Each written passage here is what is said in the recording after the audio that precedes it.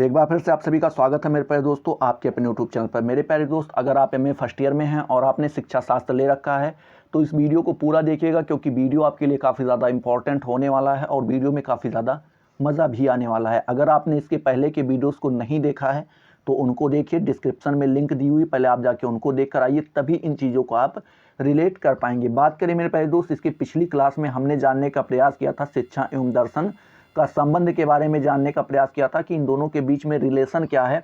इन चीज़ों को हमने जानने का प्रयत्न किया था, तो उसमें हमने मुख्य 5 पॉइंट जो है पढ़ लिए थे। इसके आगे के 4 पॉइंट को हमने बताया था कि अगले वीडियो में चर्चा करेंगे, नहीं तो वीडियो काफ़ी ज़्यादा क्या हो जाएगा, लंबा हो जाएगा।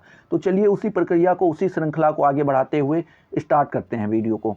देखें, जो आपका छठा पॉइंट आ जा रहा है मेरे प्यारे दोस्त, वो आ जा रहा है सच्ची शिक्षा का संचालन केवल दार्शनिक ही कर सकता है। ऐसा देखें तो ये इस प्रकार में भी हमें क्या शिक्षा और दर्शन का संबंध देखने को मिलता है। किस प्रकार से सच्ची शिक्षा का संचालन केवल दार्शनिक कर सकता है, इस चीज़ को देखें तो वास्तव में यदि हम शिक्षा का उचित एवं लाभप्रद योजना बनाना चाहते हैं तो हमें दार्शनिक विचारों की सहायता से शिक्षा संबंधित विचारों में स्पष्टता लानी होगी। मतलब कह रहे हैं कि अगर आप वाकई में शिक्षा को लाभप्रद, मतलब कि शिक्षा जो प्राप्त कर रहे हैं उससे आप लाभ उठाना चाहते हैं, तो आपको क्या करना पड़ेगा कि दार्शनिक विचारों की सहायता से शिक्षा संबंधित विचारों में स्पष्टता लानी होगी। ठीक है, उन चीज़ों का निराकरण करना होगा, उन चीज़ों को स्पष्ट करना होगा कि हमें शिक्षा संबंधित विचार क्या है, इन चीज़ों को स्पष्ट करना होगा, वो भी किसके सहायता से, तो दार्शनिक विचारों के सहायता से। ठीक है, यदि हम कहें कि अनुचित ना होगा, मतलब यदि इन चीज़ों को हम कहते हैं तो ये कहना हमारे लिए अनुचित नहीं होगा। इसीलिए स्पेंसर ने कहा है कि सच्ची शिक्षा का संचालन सच्चा दार्शनिक ही कर सकता है। ऐसा कौन कहते हैं मेरे भाई दोस्त? ये आपके स्पेंसर महोदय कहते हैं, इन्हीं सब चीज़ों को देखते हुए। इसी बात को रूसन ने दूसरे प्रकार से प्रस्तुत करते हुए लिखा है, हमारे वास्तविक अध्ययन का विषय का मुख्य भाग होना चाहिए। ठीक है, और यह वास्तव में एक दार्शनिक समस्या है। मतलब रूसो जो हैं वो भी इसी बात को कह रहे हैं, लेकिन इन्होंने थोड़ा घुमा के कहा है। इन्होंने कहा है कि हमारे वास्तविक अध्ययन का विषय क्या होना चाहिए, मनुष्य का भाग्य होना चाहिए। ठीक है, जो हम जिस चीज़ों का अध्ययन करेंगे उसका जो मेन विषय होना चाहिए वो क्या होना चाहिए, मनुष्य का भाग होना चाहिए। और यह वास्तव में दार्शनिक समस्या है। अगर इस चीज़ को हम देखें तो रियलिटी ये है कि ये कौन सी समस्या आ जाती है मेरे प्यारे दोस्त, एक दार्शनिक समस्या आके हमारे सामने खड़ी होती है। अगला जो आपका संबंध देखने को मिलता है मेरे प्यारे दोस्त, वो देखने को मिलता है कि सभी दार्शनिक शिक्षक भी हुए हैं। आपने जितने भी दार्शनिक के बारे में सुना होगा, जितने भी दार्शनिक के बारे में जाना होगा, वो क्या उससे पहले क्या शिक्षा का काम किए हैं या फिर बाद में आके के शिक्षक बने हैं, लेकिन शिक्षक जरूर बने हैं। ठीक है, देख लेते हैं। दर्शन एवं शिक्षा का घनिष्ठ संबंध इस बात से भी जाना जा सकता है कि प्राचीन काल से अब तक जो प्रसिद्ध वैज्ञानिक कह रहे हैं दार्शनिक हुए हैं, वे सभी किसी न किसी रूप से में शिक्षक भी हुए हैं। उदाहरण के लिए पाश्चात्य दर्शन के इतिहास में प्राचीन काल में सुकरात, प्लेटो, अरस्तु आदि महान दार्शनिक शिक्षक भी थे।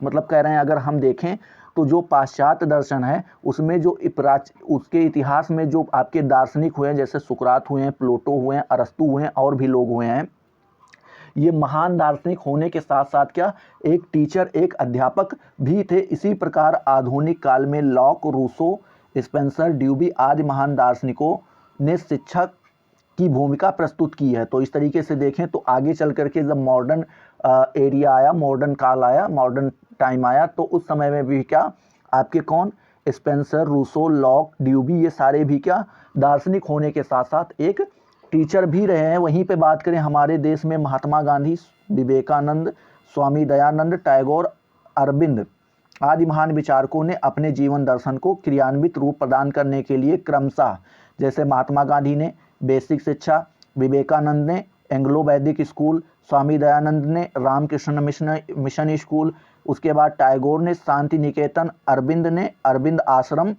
रूप में शिक्षा की व्यवस्था की और स्वयं की भूमिका निर्वाह की है। मतलब कह रहे हैं इन लोगों ने इस प्रकार से शिक्षा की व्यवस्था की है और उसमें खुद ही शिक्षक का, एक टीचर की भूमिका निभाई है। इस प्रकार स्पष्ट है कि प्रत्येक दार्शनिक को अपने जीवन में शिक्षा दर्शन को जन सामान्य तक फैलाने के लिए कालांतर में शिक्षक बनना ही पड़ा है। ठीक है, इस बात से शिक्षक शिक्षा दर्शन एवं शिक्षा में घनिष्ठ संबंध स्पष्ट हो जाता है। तो देखें इस तरीके से ऊपर आपने जिन सारी चीज़ों को देखा कि जितने भी दार्शनिक हुए वो एक शिक्षक की भूमिका भी निभाए हैं, तो इस तरीके से हमें शिक्षा और दर्शन के बीच में काफ़ी अच्छा संबंध स्पष्ट होता दिखाई पड़ रहा है। ठीक है, बात करें मेरे प्यारे दोस्त, जो आपका 8वां आ जा रहा है, 8वां आपका ये आ जा रहा है, शिक्षा का आधार दार्शनिक भी होता है।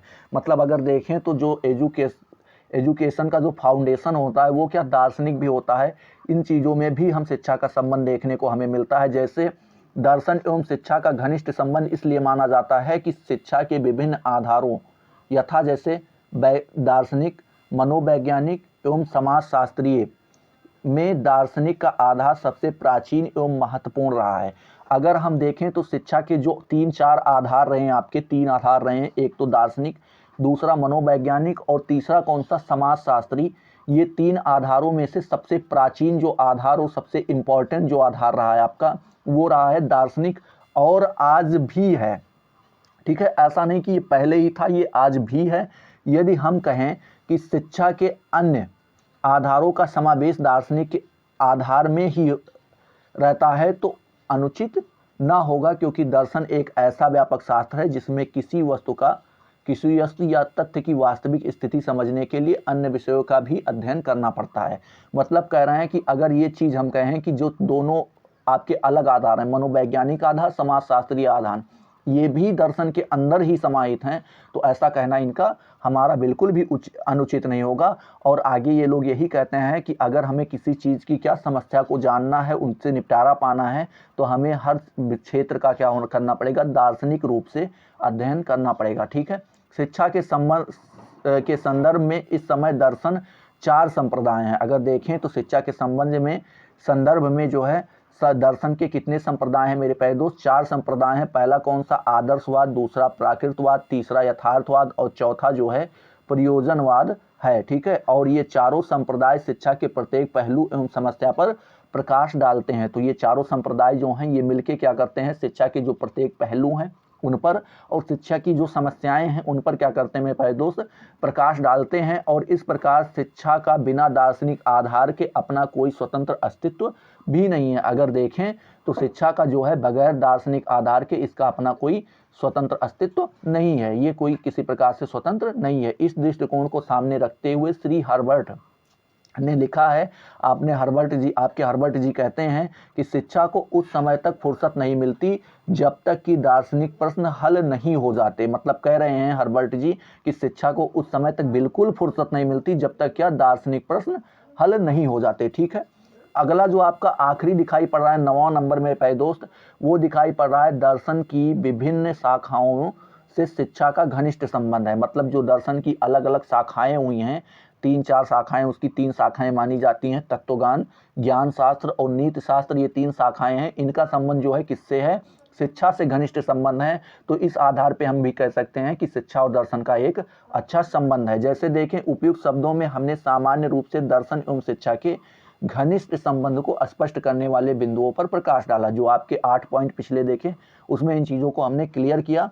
किंतु यदि हम दर्शन के विभिन्न शाखाओं से शिक्षा का संबंध ज्ञात करने का प्रयास करते हैं तो हमें पता चलता है कि शिक्षा का उनसे घनिष्ठ संबंध है।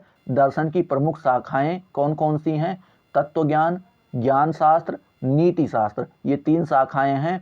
आगे हम इन तीनों शाखाओं में शिक्षा का पृथक पृथक संबंध स्पष्ट करेंगे। मतलब जो ये 3 शाखाएं इसकी हैं तो इनको हम एक एक करके देख लेते हैं कि इनसे शिक्षा का क्या संबंध है। पहला आपका जा रहा है तत्वज्ञान। तत्वज्ञान क्या है मेरे प्यारे दोस्त, तत्वज्ञान का तात्पर्य दर्शन की उस शाखा से है जिसके अंतर्गत हम यह जानने का प्रयास करते हैं कि सत्य वास्तविकता क्या है। ठीक है, यह दृश्य जगत यथार्थ है या काल्पनिक है। ठीक है, विश्व किन किन तत्वों से मिलकर बना है, इस भौतिक जगत की वास्तविकता को जानना होता है। ठीक है, और इसके आधार पर शिक्षा के विभिन्न अंगों का निवारण किया जाता है।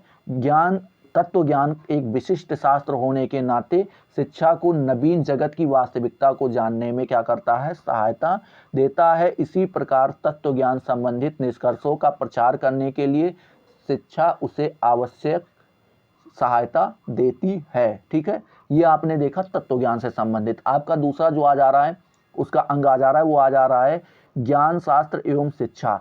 इन दोनों के बीच में भी संबंध है, ज्ञान शास्त्र और शिक्षा भी एक दूसरे से संबंधित हैं। ज्ञान शास्त्र का तात्पर्य उस शास्त्र से है जिसमें हम ज्ञान के अभिप्राय, उसके मौलिक स्वरूप, उसके प्राप्ति की संभावनाएं एवं सीमाएं, ठीक है, उसको प्राप्त करने के उपाय आदि पर विचार करते हैं। किस प्रकार का ज्ञान प्राप्त करें और कैसे करें, इसमें शिक्षा ज्ञान शास्त्र से सहायता लेती है, ठीक है। तो क्या करती है शिक्षा ज्ञान शास्त्र से इन चीज़ों के बारे में कि कैसे ज्ञान को प्राप्त करना है और क्या प्राप्त करना है, इन चीज़ों की सहायता, इन चीज़ों को जानने के लिए ज्ञान शास्त्र से शिक्षा क्या करती है, सहायता लेती है। पाठ्यक्रम के निर्माण में हम यह सोचते हैं कि अब तक के अनुभव में से हम क्या लें और क्या ना लें, इन अनुभवों को किस प्रकार क्रम रखें, इन अनुभवों को किस प्रकार क्रम में रखें, ज्ञान विज्ञान के विषयों को पाठ्यक्रम में क्या स्थान दिया जाए। ज्ञान शास्त्र इस विषय में शिक्षा की सहायता करता है। इस प्रकार शिक्षण सिद्धांतों एवं विधियों के निर्धारण में ज्ञान शास्त्र शिक्षा की सहायता करता है, ठीक है। शिक्षा भी ज्ञान शास्त्र को प्राप्ति के साधनों एवं उपायों का अध्ययन करने में सहायता देती है। इस प्रकार ज्ञान शास्त्र एवं शिक्षा का घनिष्ठ संबंध हमें क्या पड़ता है मेरे प्यारे दोस्त, दिखाई पड़ता है। अगला देखते हैं मेरे प्यारे दोस्त, जो है वो दे रहा है आपका अगला पॉइंट है नीति शास्त्र एवं शिक्षा के बीच का संबंध। इसमें हम देखते हैं क्या कि नीति शास्त्र का तात्पर्य उस शास्त्र से है जो शुभ अशुभ एवं व अच्छे बुरे आचरणों अर्थात हमें क्या करना चाहिए और क्या नहीं करना चाहिए पर विचार कराता है, ठीक है।